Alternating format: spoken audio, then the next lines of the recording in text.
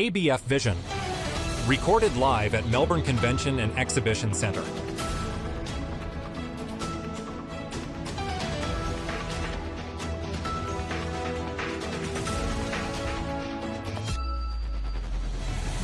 CommBank SmallBiz Week 2024.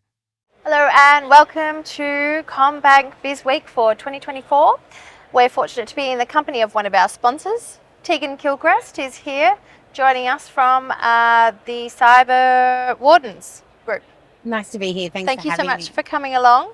So tell us a little bit about the Cyber Wardens environment and how you can help protect others against cybersecurity challenges that we're all encountering these days. Well, Cyber Wardens is a free program that's been developed for small businesses, particularly for busy small business owners who are really overwhelmed at where to get started on the cybersecurity threat. It's a free e-learning program that just takes about 2 minutes to get started, and within the hour you'll have all the simple tips, tricks and hacks to really protect your business and sleep easier at night knowing you've secured your business and made it a lot harder for cyber criminals to get into your business. And so, obviously it's been in the news. Some of our bigger corporates have not been able to prevent some of these cyber attacks. Some of the people here at the forum, they're very, very small businesses, and I think, well, how can I do this? How can I access you? Where do I start? So have you got any ideologies around, helping people just actually making that first step? Yeah, 100%. I mean, the story out of those big attacks, it just is a good reminder about how prevalent the threat is out there. There's an attack reported every 6 minutes. Oh my goodness. And about 43% of those attacks target small business. So when we hear those big stories and those big companies in the media, it's really tempting to think that it's a big business problem and not something that is coming from me as a small business owner. We hear time and time again going, oh, I'm too small. Why would they come after me? Surely I'm a little fish and there's a big shark out there. But we all have really interesting data and they're definitely targeting small businesses. The good thing though is that for small businesses, when you are small, your solutions are really achievable. And so there's really simple protective strategies that help you build a better culture and a process around cyber safety that you can get started in your team. And that's what we teach in the free Cyber Wardens e-learning program. And so could you give me an example of, if there's a media agency, maybe there's 10 staff, tips and tricks and what to be looking for? Yeah, sure. As an employee, but as an owner, as someone who's in finance? Well, there's 3 really common attacks that we see on small business, and the number one attack is actually inbox break-in. So it's got a technical name called business email compromise, but really it is just those scammers trying to get into your inbox. Think about the kind of information that you're sending over your email, and you will have financial records. You might even share passwords. Yes. You will have business strategy documents, client information, and so your inbox is like a treasure chest to a cyber criminal. And it's also what we call a launch pad for secondary attacks. So once they're in your inbox, then they can get up to all sorts of mischief that becomes really, really damaging. The number 2 attack we see coming out of that inbox break-in is fake invoices. And that, coming up to the end of financial year right now is really quite damaging. We'll see them change the details on invoices that you've received. They can do that within your inbox, and they'll also change the invoices you're sending out, which means the money is going into the scammers' pockets and not yours. So protecting your inbox is a really important step. It's one we don't think about. We're kind of getting used to having that second code alarm system on our bank accounts, yes. But you can turn that on your inbox and make sure that you've got that virtual alarm protecting your inbox, and that helps to keep the cyber criminals out of your inbox. So is it like a Norton security system that does a scan? We call that multi-factor authentication a virtual alarm system, because even if the scammers get your password, once you have that 2-step and you need that extra code, it means that one code is just coming to you. Is it an SMS or a biometric code? It's really hard for the scammer to get access to that code. So it is just adding layers of security, making it incrementally harder. You think about, we're very good at protecting our physical storefronts. If you have a physical storefront, we lock the key, we add security alarms, we add deadbolts. It's just about how we incrementally add security in the digital space as well.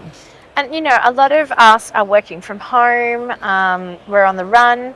We were speaking earlier, sometimes you can get caught out because you're rushing. So what advice would you have to people who are maybe about to jump on an aeroplane and like, oh, please, you need to process this invoice? What advice would you give to people? There's that famous saying, process sets you free, and it's really true in cybersecurity as well. So 19 out of 20 attacks involve human error rather than being a technical failure of your systems and your infrastructure. So it shows you the real importance of making sure, firstly, cybersecurity is a whole team sport. It's not something you can just outsource and leave to IT.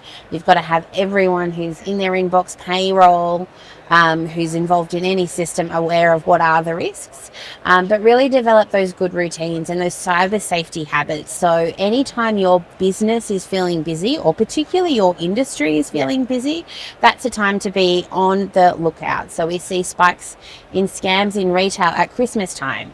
We see payroll and accounting and invoice scams spike as we head into the end of financial year. We see people being targeted, like you were mentioning, when they're out of routine and trying to catch a flight and things like that, where your natural defenses and your processes might be more compromised. Yes. So that's why the Cyber Wardens program is about making sure you understand those basics, but also the way to build a culture of cyber safety so that everybody is helping protect your business. And I think just from having my own personal business, sometimes, you know, it looks so legitimate, but then what we taught our staff is just to click on the email, because you can see that it is quite a defunct email address. Would that be something you would recommend doing 100%. as well? Like, the attention to detail is really, really important. So looking for those misspelt email addresses, and they're very tricky. It's getting better with AI. We used to say watch out for typos, but with artificial intelligence, the emails are very, very professional looking. So you're looking for other red flags, things like pressure to act urgently, pressure to do something kind of unusual, making sure the link is really matching up with the URL. We saw a scam in the lead up to Christmas last year that was targeting social media inboxes, and people were including what was pretending to be a photo. So the file name was titled photo, but that tricky bit at the end, the dot, where you would normally see something like a JPEG or a PNG, actually was hiding an application. So it was a .rar file, and that was allowing them to install malicious software on your computer. So you've got to look right to the detail. I mean, that would take a very trained eye to not recognise that it's not a PNG file. So really, there is that absolute critical analysis before you open anything within the social media landscape. What about text messages? Same everywhere you're looking now. So text messages, and the new and emerging threat is QR codes as well. So there's a type of attack there called quishing. They can change that QR code to go to a fake website, and you're putting in your details there. So making sure when you look at the link, if it's in a text message, an email, if it's in your social media inbox, or a QR code, that the destination that you're expecting to go to matches up. And that is about, again, building those processes and the culture of cyber safety, and why you make it a team sport, and how we try and teach that to make it really simple and easy in our program. So we've covered off a lot of new and emerging behaviours and activities. What's next, do you think, that we need to be mindful of? Just more. I think that's the big thing, is that we're seeing the increase was 23% in reported attacks last year. The cost has gone from $9,000 to $46,000 for a small business in 2 years. So now is the time to get on top of it. Now is the time to give your team the skills to be part of the solution, and make sure that you're ahead of the game. Well, I think the advice overall is to come and see you at Cyber Wardens. Cyberwardens.com.au.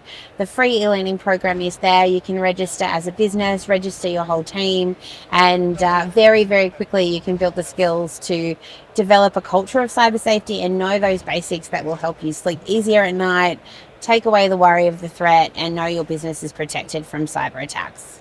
Well, thank you so much for joining us today, Tegan. Thanks for having me. You're welcome.